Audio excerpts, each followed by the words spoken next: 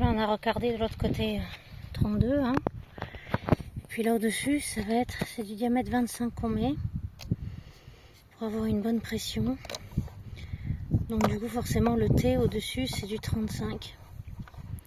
On vient de mettre un premier petit bout de tuyau parce qu'après on va remettre une vanne, toujours en regardant bien que la flèche est dans le bon sens.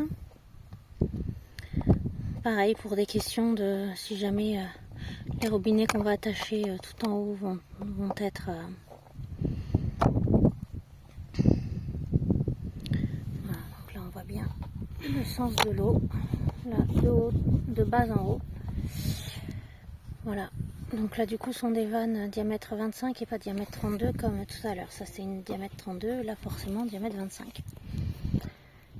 Voilà, et là c'est pareil, c'est pour avoir une double sécurité si jamais il y a en haut le point tout en haut, les robinets en haut sont, il y en a un qui lâche ou quelque chose comme ça, et ben on a quand même la sécurité d'arrêter aussi que à ce point là à chaque fois qu'on va installer.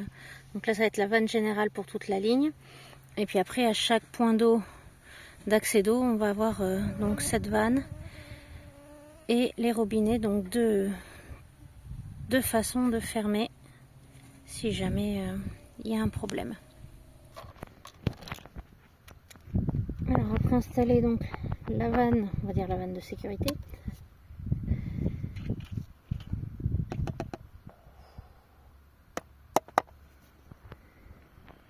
On va